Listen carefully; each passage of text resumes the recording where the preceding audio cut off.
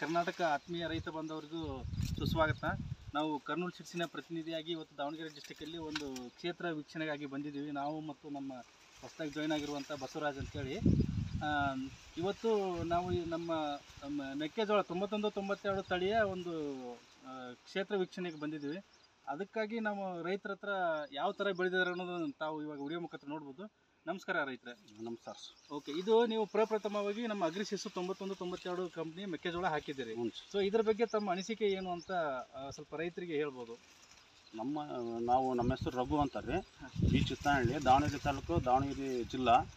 ನಾವು ಅಲ್ಲಿ ಬೀಜ ತರೋಣ ಅಂತ ಹೋದ್ವಿ.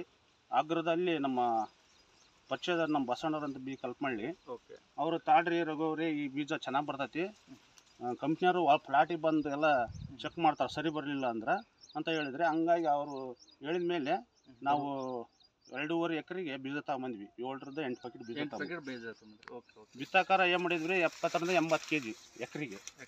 DAP ಕೊಡ್ಬೋದು, 20-20 ಕೊಡ್ಬೋದು, 17-17 ಕೊಡ್ಬೋದು. ಗೊಬ್ಬರ ಗಟ್ಟಿ ಗೊಬ್ಬರ ಯಾವುದಾದ್ರೂ ಕೊಡ್ಬೋದು. ಸರಿ ಸರಿ. ಇವಾಗ ನೀವು ನಮ್ಮದು 91-92 ಮೆಕ್ಕೆಜೋಳ ತೊಗೊಂಬಂದಿದ್ರಲ್ಲ, ಇವಾಗ ನೀವು ಇದು ಹಾಕಿರೋದು ಮುಂಚೆ ಗದ್ದೆ ಮಾಡ್ತಾ ಇದ್ರಿ ನೀವು? ಗದ್ದೆ ಪ್ಲಾಟ್ರ್ ಇದು. ಮಳೆ ಇಲ್ಲ ಅಂದ್ರೆ ಡ್ಯಾಮ್ ತುಂಬಲಿಲ್ಲ ಅಂದ್ರೆ ನಾವು ಡ್ಯಾಮ್ ತುಂಬೋದು ಯಾವಾಗ ಏನೋ ಅಂದ್ ಮಳೆ ಬಂತು. ಮಳೆಗೆ ಹಂಗೆ ಬೀಜ ತಗೊಂಬಂದು ಹಾಕಿದ್ವಿ ರೀ. ಕೆಲವು ಗದ್ದೆ ಒಂದೊಂದು ಬೀಜ ಗದ್ದೆ ನೆಲಕ್ಕೆ ಬರೋದಲ್ರಿ, ಹುಟ್ಟುವರಿನ. ಇದು ಈ ಬೀಜ ನಮಗೆ ಭಾಳ ಒಳ್ಳೆ, ರೈತರಿಗೆ ಒಳ್ಳೆ ಬೀಜ ಅನಿಸ್ತು. ನಾವು ತಂದು ಬೆಳೆದ್ರದಕ್ಕೆ ನಮಗೆ ಅನುಭವ ಆಗೈತಿ. ಹಂಗಾಗಿ ತಂದು ಬೀಜ ಹಾಕಿದ್ವಿ. ಬೀಜ ಹಾಕಿ 3 ಟೈಮ್ ಗೊಬ್ಬರ ಕೊಟ್ಟಿವ್ರಿ.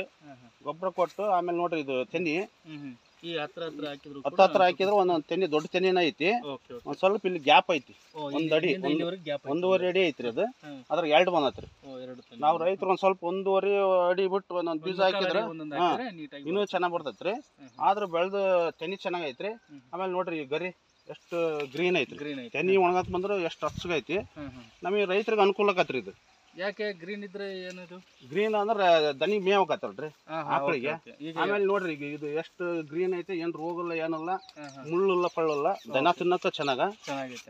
ಅಂದ್ರೆ 90 ದಿವಸ ಆದ್ರೂ ಕೂಡ ಫುಲ್ ಗ್ರೀನ್ ಐತಿ, ಫುಲ್ ಹಚ್ಚಗೈತಿ. ಹಸುಗಳಿಗೆ ಮೇವ್ ಚೆನ್ನಾಗಿ ತಿಂತಾವ್ ಅಂತ ಅನ್ಸುತ್ತೆ ನಿಮ್ಗೆ. ಓಕೆ. ಮತ್ತೆ ಆಮೇಲೆ ನೀವು ಈಗ ಬೇರೆ ಕಂಪ್ನಿ ತಳಿಗೂ ಈ ಕಂಪ್ನಿ ತಳಿಗೂ ಹೋಲಿಸೋದಾದ್ರೆ ಇದೆಲ್ಲ ಕವರ್ ಆಗಿದೆ ಪೂರ ನಮ್ದು. ಪೂರ್ತಿ ಕವರ್ ಆಗೈತ್ರಿ. ಚೆನ್ನಾಗಿ ಕಾಳು ಇಲ್ಲಿ ಮಟನ್ ಆಗೈತ್ರಿ, ಫುಲ್ ಇಲ್ಲಿ ಗ್ಯಾಪ್. ಒಂದು ಓಪನ್ ಮಾಡಿ ನೋಡೋಣ್ರಿ. ಓಕೆ, ಯಾವುದೇ ಕಾರಣಕ್ಕೂ ಒಳಗಡೆ ನೀರು ಹೋಗೋದಿಲ್ಲ ಅಂತ. ಆಮೇಲೆ ನೋಡ್ರಿ, ಇಲ್ಲಿ ಮಟ ಪೂರ್ತಿ ಆಗೈತಿ ಕಾಳು.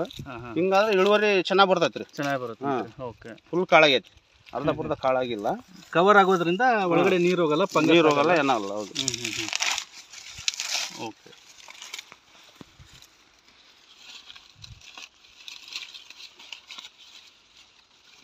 ನೋಡ್ರಿ ಎಷ್ಟು ಕಾಳು ದುಡುವಾಗೈತಿ, ಚೆನ್ನಾಗಿ ಬರ್ತೈತ್ರಿ ಈ ಬೀಜ.